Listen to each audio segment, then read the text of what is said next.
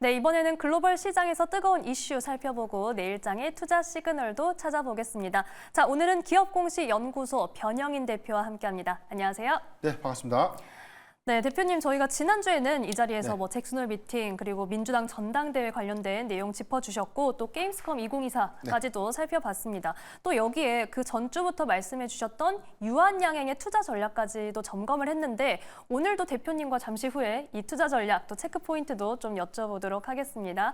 자, 이에 앞서서 오늘 두 가지 이슈부터 바로 만나보겠습니다. 화면으로 먼저 살펴보시죠. 네, 오늘 첫 번째 이슈입니다. 실적 발표와 신제품 공개, 빅테크의 시간이 왔다입니다. 자, M7 중 이 두 종목이 시장의 8월 흐름을 좀 마무리하고 또 9월 초순의 흐름을 열지 않을까 싶습니다. 우선 당장 이번 주에 엔비디아 실적 발표 대기하고 있고 애플은 아이폰 16을 포함해서 신제품 공개 일정을 확정 지었죠. 이와 관련해서 오늘 자세한 내용 이야기 나눠볼게요. 자, 먼저 대표님, 엔비디아가 주가가 좀 우상향 순항을 하다가 요즘 이 실적 발표를 앞두고 조금 조심스러운 흐름이 나오는 것 같아요. 이 이후에 주가 방향성이 좀 확실히 잡히겠죠? 오늘 시초에 이 기술주들 이 흐름들이 좀 안 좋았지만 지금 현재 구간에서는 일부 좀 낙폭을 좀 축소한 흐름들 좀 보여주고 있기 때문에 아직 장 초반이긴 하지만 기술주들의 어떤 장중 내지는 장 후반 흐름은 조금 더 시초보다 좀 완화되지 않을까라고 좀 보고 있는데 일단 시장의 전망들이 지난주 이제 금요일장을 좀 봤을 때 기술주가 굉장히 좀 강했고 여기서 뭐 잭슨홀 미팅에서 파월 의장이 뭐 피벗 관련된 피벗 선언에 관련된 사실 뭐 9월 달에 금리 인하가 가속화된다. 우리가 뭐 기정사실화된다라는 어떤 기대감들이 사실 월요일장에 우리 증시에도 좀 이어지지 않을까 굉장히 많이 기대를 했는데 막상 우리가 시장을 좀 체감을 해보니 기술주가 이번 주 내내 좀 안 좋습니다. 특히나 좀 반도체 섹터도 좀 안 좋고. 그러니까 이런 상황들을 보면 어떤 부분에 대한 이유일까? 뭐 지정학적 리스크가 다시금 부각돼서일까? 또는 뭐 이 금리나 이전에 사실 뭐 이 인플레이션 지표 이번 주에 뭐 PC 지표 발표도 있고 9월 초에는 8월에 고용 지표 발표. 그러니까 이런 것들에 대한 우려감들이 좀 있는 것인가? 단순하게 엔비디아가 실적 발표를 한다고 해서 이런 수급 경계감이 좀 커진다는 것이 좀 이해가 좀 안 되는 측면들도 좀 있잖아요. 이제 그렇기 때문에 사실 뭐가 문제일까라고 좀 보고 있지만 가장 중요한 부분들은 지금 최근 뭐 계속해서 나왔던 노이즈죠. 하반기에 AI에 대한 관련된 어떤 고평가 내지는 거품론. 그러니까 이런 것들이 다시 한번 좀 부각이 되고 있고 사실 AI가 이전처럼 시장에서 엄청난 많은 관심을 받은 것에 좀 비해서는 아직까지 많은 돈을 좀 벌지는 못하고 있다. 그래서 그렇다면 이제 빅테크 기업들이 AI에 대한 투자를 좀 지속할 수 있을까? 그러니까 이런 우려감들이 종합적으로 좀 노이즈로 좀 작용한 그런 측면들이 좀 있었기 때문에 엔비디아가 단순하게 실적 발표를 하기 때문에 수급 경계감이 들었다. 이 부분보다 2분기에 대한 이 호실적 기조는 다 알고 있는 내용들이고 사실 시장의 컨센 부분을 일정 부분 좀 상회할 것이다라는 것들은 예측 지표에서도 나와 있는 내용이기 때문에 이 부분을 좀 논외로 하더라도 그렇다면 이제 하반기이죠. 3분기 가이던스는 과연 얼마나 좀 제시될 수 있을까? 그러니까 이 부분이라 엔비디아가 어찌됐던 이 실적 컨퍼런스 콜에서 이 하반기 전략들을 좀 더 구체화시킬 것인데 여기서는 뭐 차세대 AI 칩에 관련된 공개 부분부터 해가지고 전체적인 어떤 시장에 대한 판도 흐름들을 예측해 볼 수 있는 뭐 어떤 뭐 긍정적인 전략들 이런 것들이 오히려 이제 하반기의 불확실성을 좀 더 해소하는 어떤 요인 안에서 오히려 기대감으로 좀 작용될 수 있는 측면이다라고 보고 있기 때문에 전반적으로 좀 보면 월가가 예측했던 3분기 가이던스는 313억 달러입니다. 그러니까 예측돼서는 뭐 우리가 지난 1분기 기조에서는 이 엔비디아가 300억 달러에 280억 달러의 가이던스를 좀 제시했지만 이번에는 좀 예상되는 부분들 한 320달러 이상. 그러니까 월가가 전망하는 어떤 추정치보다는 상향 제시가 좀 되지 않을까라고 저는 조심스럽게 좀 예측해 보기 때문에 지금 사실 뭐 기술주들에 대한 위축 부분들은 단순하게 어떤 수급 경기감 플러스 뭐 하반기 어떤 불확실성에 관련된 의문이 좀 남아있는 그런 부분들이 영향이다라고 좀 보고 있고 전체적인 어떤 상황들 좀 보면 지금 엔비디아가 또 상승 전환했습니다. 좀 말씀드린 대로 좀 상승 전환을 좀 다시 했는데 이런 것들은 불확실성이라는 어떤 관점보다는 하반기에 우리가 너무 우려했던 실적 피크에 관련된 우려감들 이런 것들은 엔비디아 실적 발표를 통해서 오히려 기대감들이 좀 더 완화될 수 있는 저는 아주 긍정적인 어떤 지표로 좀 해석되지 않을까라고 보이는데 우리가 그 이전의 힌트들을 보면 마이크론도 3분기 가이던스 상향이세요. 그러니까 오히려 AI 관련된 어떤 투자 유축이 아니라 우리는 과감하게 투자할 것이고 오히려 실적도 3분기에 더 좋아질 수 있다 해서 상향된 가이던스를 좀 제시했다는 점. 그리고 클라우드 3사 역시 우리 계속해서 투자하겠다. 메타도 투자 늘리겠다. 이런 부분들. 그래서 아직까지 AI 관련된 모멘텀은 변동이 없다. 그리고 여기 관련된 3분기 실적 기조도 전체적으로 보면 실적이 위축되는 것이 아니라 2분기보다 3분기가 더 확장될 수 있는 가능성은 좀 크다는 점은 오히려 이런 리스크들이 단기적으로 좀 완화된 부분들, 이 부분을 좀 더 주목해 볼 필요가 있지 않나 좀 보기 때문에 일단 뭐 너무 우리가 기술주를 좀 바라보는 시각들, 이 부분은 너무 위축해서 볼 필요는 없지 않나. 아직 도래되지 않은 실적 피크, 이 부분은 향후 2년 이후의 문제지 단기간의 어떤 실적이 큰 어떤 변동성으로 좀 이어질 수 있는 부분은 아니다. 이 점을 참고하면 좋을 것 같습니다. 네, 역시 말씀해 주신 것처럼 오늘 이 하락 출발했던 엔비디아가 현재는 강보합권 흐름 보여주고 있습니다. 소폭의 상승세를 보이고 있는데 사실 대표님이 저희 방송에서 늘 강조해 주셨던 게 네. 좋은 기업은 돈을 잘 버는 기업이다라고 해주셨잖아요. 그래서 엔비디아 이번 실적 발표 관련해서는 지금까지 어떻게 벌었는지 보다도 앞으로 어떻게 벌 거냐 이 3분기 가이던스에 주목을 할 수밖에 없다라는 얘기도 함께 해주셨습니다.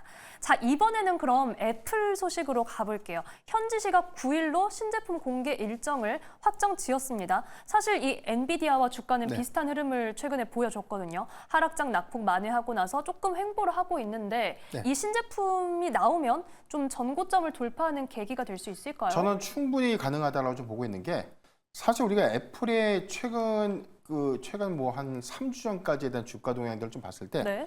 굉장히 주가의 어떤 상승폭들이 크게 좀 완화된, 수급이 완화된 흐름들을 좀 보여줬던 부분들이 사실 아이폰 1호가 출시되고 난 이후에 실적 정책가 있었고 이후에는 가격 할인 정책도 좀 있었지만 비수기에 그래도 실적 선방을 좀 했다는 점입니다. 그런데 지금 삼성전자의 갤럭시 S24 1분기에 출시가 됐는데 우리가 시장에서 예측했던 것보다 그 판매량이 좀 굉장히 좀 호전적이었죠.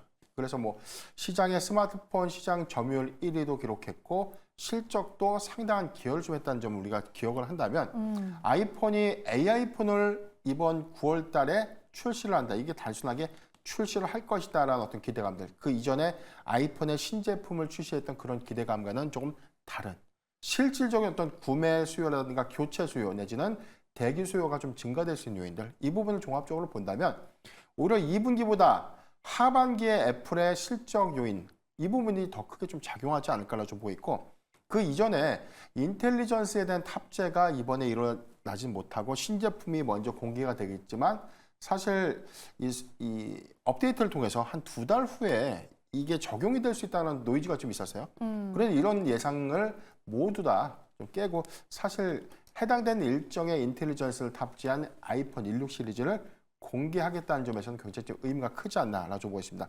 원래 이 공개 예정일이 10일이었습니다. 그런데 이번에 미국 대선 토론회가 있기 때문에 해당된 일정을 하루 앞당겨서 좀 출시를 할 것이다라는 전망들이 좀 나오고 있는데 단순하게 해당되는 어떤 스펙 내용들은 뭐 크게 좀 공개된 부분들보다는 인텔리전스가 탑재가 되고 여기도 해서는 고사양 카메라 기능이 좀 탑재된 그러니까 전반적인 어떤 사양이 좀 스펙업되는 그런 흐름들을 좀 보여줄 것이다라고 예상이 되고 있고 주 제품 외에 웨어러블 기기 뭐 전체적으로는 애플워치와 에어팟까지 같이 좀 공개가 될 것이다. 그래서 저는 사실 이 새로운 어떤 전환점을 맞이한 아이폰이 이번에는 굉장히 좀 많은 구매 수요가 좀 더 뭐 대기 수요가 또 저는 굉장히 좀 크다라고 좀 최근에 어떤 외신을 통해서 좀 확인을 좀 했기 때문에 네. 종합적인 사항들 좀 고려해 보면 단순한 흥행 기대감이 아니라 실적과 연계될 수 있는 확장 기대감 이 부분을 특히 더 주목해 볼 필요가 있지 않나 좀 보고 있습니다.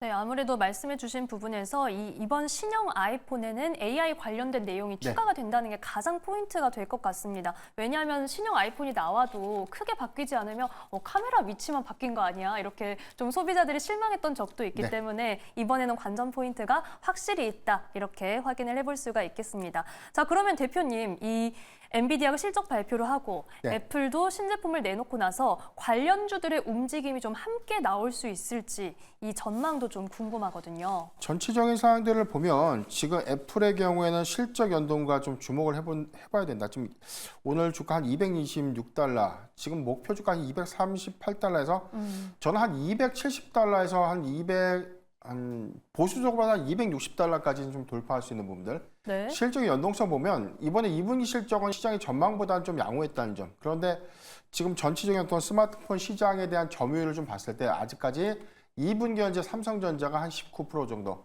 글로벌 1위를 좀 기록하고 있지만 2위가 좀 애플이거든요. 그런데 조금 재미난 부분이 사실 점유율은 삼성전자가 1위인데 매출액은 애플이 1위입니다. 그러니까 그 내용은 뭐냐면 판매량은 삼성전자가 더 많지만 애플이 상대적으로 비싼 휴대폰을 더 많이 팔았다. 맞아요. 자, 이런 논리이기 때문에 사실 스펙업된 이 아이폰 16 시리즈가 만약에 이제 3분기부터 이제 판매량들을 좀 취합하게 된다면 오히려 시장 점유율까지 삼성전자가 좀 위협받는 그런 상황이 좀 오지 않을까라 좀 보고 있고 일시적이지만 지난 4분기를 기점으로 보면 전반적인 어떤 글로벌 스마트폰 출하량들이 좀 증가했다는 부분들이 애플이 더 많은 시장을 선점하기 때문에 삼성전자가 그만큼 덜 선점한다 이런 부분보다 그 판매량들은 더 늘어나는 과정에서 대한 경쟁 심화 부분이기 때문에 삼성도 가격 할인 정책을 좀 펼치겠지만 그래도 애플의 신제품 출시에 관련된 효과들이 조금 더 크게 나타날 수 있다. 이 부분 좀 주목하면 좋을 것 같고 우리 증시와의 연동 효과들을 보면 애플 관련주들의 어떤 수급은 뭐 2분기에도 실적 기조에서 우리가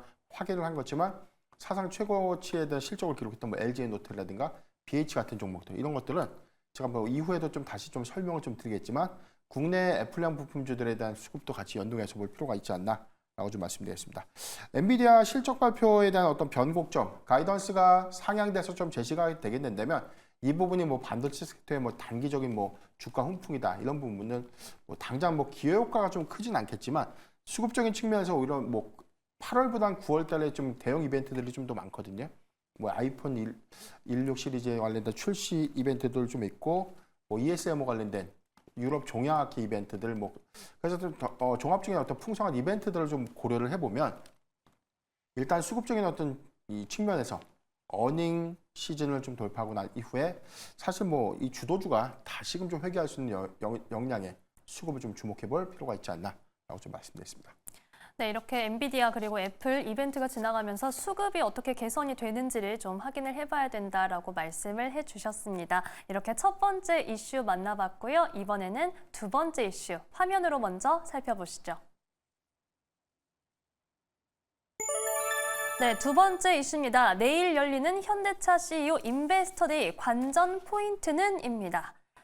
자, 내일 이 현대차 최고 경영자 인베스터 데이라는 이벤트가 예정이 되어 있습니다. 우선 하루 전날인 오늘은 조금 경계 심리 속에서 관련주가 흔들렸다 이렇게 진단이 되고 있는데요. 내일 나오는 내용들이 시장의 눈높이를 과연 충족시킬 수 있을지 이 내용이 관건이 되겠습니다. 자, 대표님 내일 저희가 어떤 내용들을 좀 주시를 해야 되는지 관전 포인트 좀 짚어주시죠. 네. 현대차 인베스터 데이를 좀 보면 이게 단기적으로 주가가 좀 반짝할 것이다. 이런 이야기들 좀 많았는데 사실 이제 그렇게 보는 관점 좀 틀렸다라고 좀 말씀드리고요.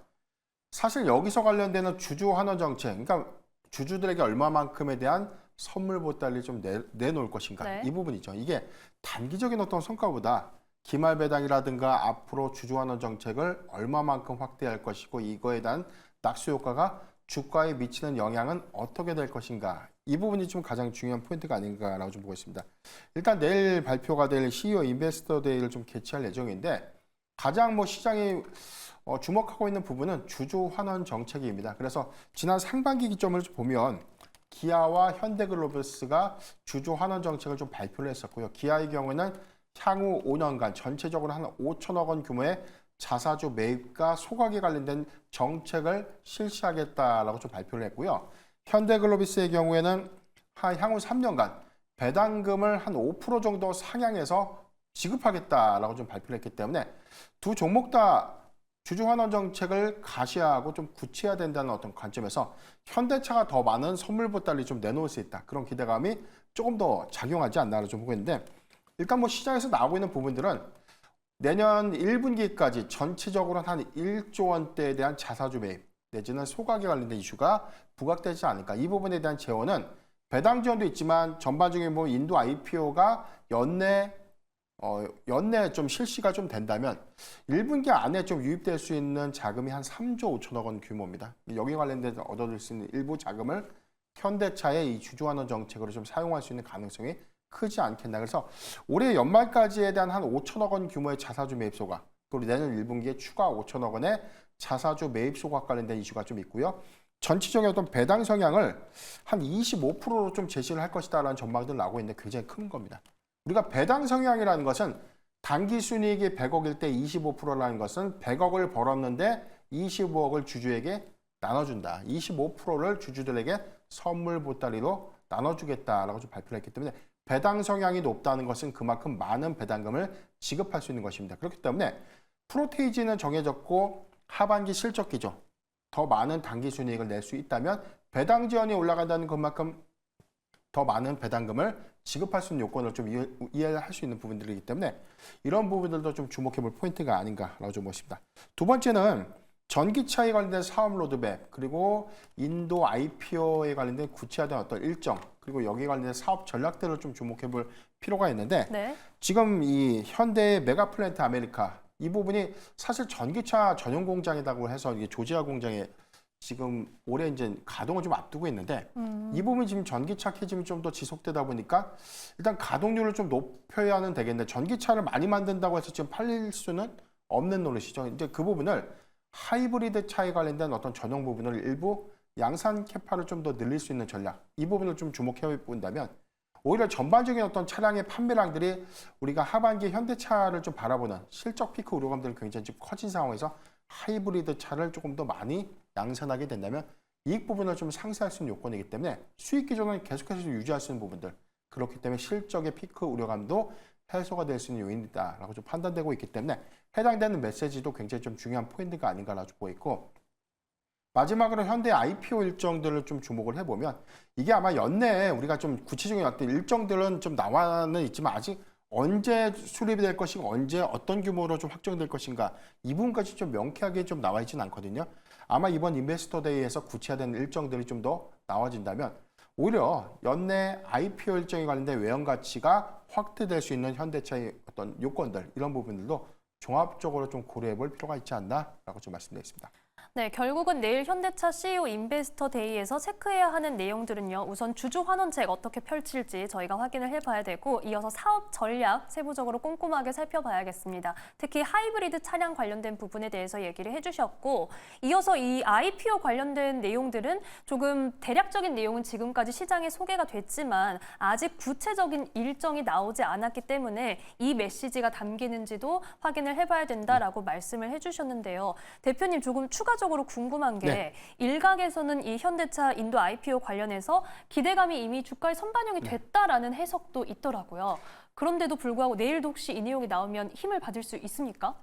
당장의 주가가 인베스터 데이를 좀 개최했다고 해서 뭐 만약에 뭐 좋은 긍정적인 수급 반응이라고 해봤자 한 1% 내지 2% 정도 오르는 거겠죠. 이제 이렇게 보는 것이 아니라 점진적으로 주주 환원 정책을 확대한다는 것은 투자자들한테 굉장히 좀 좋은 것이거든요. 그동안 주가가 좀 정체될 수 있는 요인들이 뭐 외인이라든가 기관 투자자도 역시나 투자자죠. 그렇다면 이제 배당 성향들이 확대될 수 있고, 여기에 더해서 오히려 총 주주 환원율이 좀 더 높아지는 그런 기업들, 향후에 기업 밸류업 프로그램들이 좀 더 본격화되는 과정에서 그런 어떤 프로그램들이 좀 정상화되는 어떤 가치 반영들이 좀 정상화되는 어떤 과정들을 중장기 관점에서 보는 것이기 때문에 사실 현대차가 24만 7천 500원대 오늘 뭐 종가 형성을 좀 했지만 이전 주가를 좀 우리가 회귀해 본다면 지금도 20만 원대 탄탄하게 좀 지지를 해주고 있죠. 그래서 저는 너무 급하게 현대차를 좀 바라보는 것보다는 네. 현재 구간에서 점진적인 어떤 가치 반영을 통한 상향이 좀 더 중요한 포인트가 아닌가라고 좀 보이고, 현대차의 배당 성향이 그만큼 좀 늘어난다는 것은 저는 오히려 상승할 때 매수하는 것보다 시장의 어떤 조정폭들이 좀 더 크게 나타나주는 네. 그런 구간에는 현대차 저는 충분히 좀 모아갈 수 있다고 좀 보세요. 배당 성향이라는 것은 사실 뭐 주가에 대한 수익률도 굉장히 중요하지만 배당 수익률도 우리가 좀 무시할 수 있는 부분들은 아니거든요. 여기 더해서 뭐 자사주에 대한 소각량들이 계속해서 좀 더 증가된다는 부분들은 유통지수의 어떤 감소 요인으로 작용될 수 있는 부분. 이건 증시의 어떤 이 주가의 어떤 부담을 좀 덜어내는 어떤 완충작용으로도 작용할 수 있는 부분들이기 때문에 계속해서 주주환원 정책들이 저는 활발하게 좀 펼쳐지거나 배당 성향이 좀 높은 종목들이 좀 쉬어가는 구간은 계속해서 모아갈 필요가 있지 않나라고 좀 말씀드리겠습니다. 네, 현대차 CEO 인베스터 데이 지금 이 내용이 나온다고 해서 단기적으로 막 상승을 보여주는 네. 이런 게 아니라 이 청사진을 보는 거기 때문에 중장기적 관점으로 이해해야 한다라고 말씀을 해주셨고요. 주가가 지금 조금 눌릴 때는 매집하는 환경이 나올 수 있다 이렇게 말씀을 해주셨습니다. 자, 이렇게 지금 두 번째 이슈까지 확인을 해봤고 이번에는 변영인 대표님의 포트폴리오 저희가 확인을 해보겠습니다. 자, 이 어렵고 정말 혼란스러운 시장 속에서도 수익을 내준 종목들이 있습니다. 특히 펩트론 지금 매수 이후에 최고가 기준 128%의 수익률을 보여주고 있고요. 인벤티지랩 39% 거의 40% 가까운 수익을 보여줬고 나머지 종목들도 30% 내외의 수익률을 나타내고 있습니다.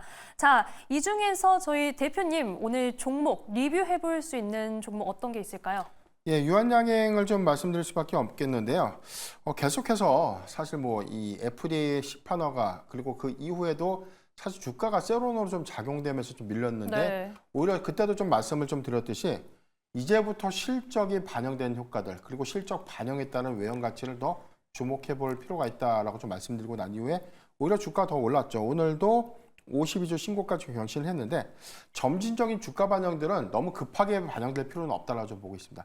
다만 이게 FDA에서 시판 허가가 된 것을 재료 소멸로 좀 인식하는 것은 매우 잘못된 부분이 아닌가라고 좀 보고 있는데 네. 사실 그동안 우리가 이 임상 데이터에 대한 유효 지표를 확인하고 시판 허가로 좀 이어질 수 있는 파이프라인이 몇 개나 될까요? 전체적으로 보면 저는 한 2% 미만? 지금 우리가 연구 개발로 수많은 파이프라인들이 시판 허가라는 관문을 넘기라는 그 과정이 굉장히 좀 어렵다는 뜻이고요. 네. 이번 성과는 단순한 일회성 성과가 아니라 올해 연말까지 반영될 수 있는 전체 8천만 불의 이 마일스톤에 대한 유입 그리고 전반적으로 존슨앤존슨이 이 렉나자 병용치료제에 관련된 예상 시장 규모를 초기에 한 6조 5천억 원 규모로 좀 추정을 했습니다. 여기에 로열티에 대한 기대 수익률이 6,500억. 이 부분이 점진적으로 내년도 실적부터 계속해서 좀 반영이 된다면 유한양행이 작년에 벌어들인 영업이익이 500억이에요. 500억대인데 올해 1,000억대, 내년에 1,500억에서 2,000억 원대 영업이익을 보유한다는 것은 외형 가치가 굉장히 좀 달라질 수밖에 없는 요인이죠. 이 부분을 좀 주목을 해야 될 것이고 이에 따른 외형 가치에 대한 부분들은 계속해서 수급 요건으로 좀 완화될 수 있는 측면들 이 부분을 기억해 볼 필요가 있기 때문에 저는 유한양행 여기서 끝이 아니라 조정이 주는 구간에 모아가는 전략 계속해서 유효하다. 이 점 참고하시길 바라겠습니다. 네, 유한양행 끝이 아니다 이렇게 말씀을 해주셨습니다. 사실 뭐 지난주부터 해서 가장 뜨거운 종목 중에 하나가 아닐까 싶은데요. 조정이 나올 때 모아가는 전략이 가능하다 이 점도 확인해 보시기 바랍니다. 자, 그러면 이 어려운 시장 속에서도 수익을 내준 변영인 대표의 관심 종목 저희 내일장은 어떤 종목 보면 좋을까요? 네, 우선 단기적인 일정 기대감들 단순하게 일정 기대감으로 좀 끝나는 것이 아니라 올해 이 실적과 연계되는 기대감들 이 부분을 특히나 좀 주목을 해봐야 되는데 네. 일단 다음 달 9일에 그러니까 아이폰 16 시리즈가 좀 출시가 될 예정이죠. 그렇기 때문에 지금부터 애플향 부품주들에 대한 어떤 수급을 주목해 볼 필요가 있지 않나라고 좀 말씀드리겠습니다. 일단 뭐 LG노텍과 대표적으로 BH가 좀 비교가 되고 있는데 오늘 현재 어떤 수급적인 동향이라든가 최근에 어떤 주가의 지지 상태를 보면 저는 BH가 좀 더 양호한 수급 흐름을 좀 보이지 않을까라고 해서 준비를 좀 해봤고요. 이 회사는 이 FPCB 전문 기업입니다. 그러니까 휘어지는 이 회로 기판을 애플이나 삼성전자에 좀 공급하고 있는 회사인데 2022년도에 LG전자로부터 인수한 이 차량용 무선 충전 사업 부분이 인수 이후에 올해 1분기부터 가시적인 성과를 좀 내고 있고 이 실적 기조가 2분기까지 좀 이어지면서 2분기 사상 최대의 실적 기조로 좀 달성되는 어떤 부분으로 좀 이어지지 않았나라고 좀 보겠습니다. 아이폰 1호 모델이 이 중국에서의 어떤 판매 호재를 좀 보였던 점, 이 부분이 전체적인 어떤 시장의 컨센서스를 약 40% 상향된 어닝 서프라이즈를 좀 기록하는 실적으로 좀 발표가 좀 됐었고 이 부분이 실적 발표가 됐음에도 주가가 크게 상승 반영하지 못했던 아쉬움은 좀 있었지만 오히려 하반기의 실적 기대 요인들을 감안을 해보면 3분기에도 역시나 사상 최대 실적 기조가 예상될 수 있는 부분을 주목해 볼 필요가 있지 않나라고 좀 말씀드리겠습니다. 애플이 하반기에 뭐 IT, OLED용에 관련된 FPCB에 관련된 공급량도 늘어날 수 있고 무선 충전 사업 부분에 관련된 차량용 전장 부품에 관련된 공급 부분 여기다 해서 애플의 아이폰 16 시리즈의 판매량들에 대한 호조가 실적과 연계성을 좀 보여준다면 올해 연말까지 좀 탄탄한 실적 기조에서 BH의 사상 최대 실적 기조를 눈여겨볼 필요가 있다라고 좀 말씀드리고 저는 목표가 24,500원 그리고 손절가 18,500원을 제시해 드리겠습니다. 네, 지금 아이폰 16 공개 일정이 확정이 된 만큼 이 애플향 부품주 지금부터 관심 가져볼 만하다라고 말씀을 해주셨고요. 지금 휘어지는 이 기판 관련주입니다. BH 맞죠? 네, 맞습니다. 네, 종목명이 조금 헷갈려서 다시 확인을 해봤습니다. BH입니다. 오늘 종가는 24,550원에 형성을 했는데요. 가격 전략 목표가는 24,500원 그리고 손절가는 18,500원으로 잡아주셨습니다. 자, BH가 지금 오늘 2%대 강세를 보였고 LG 이노텍과 비교해서도 지금 조금 더 가격적인 매력도가 있다라는 얘기를 해주셨습니다. 내일장 관심 종목, 내일 흐름 지켜보시기 바랍니다. 자, 오늘은 도움 말씀 기업공시연구소 변영인 대표와 함께했습니다. 오늘 말씀 고맙습니다.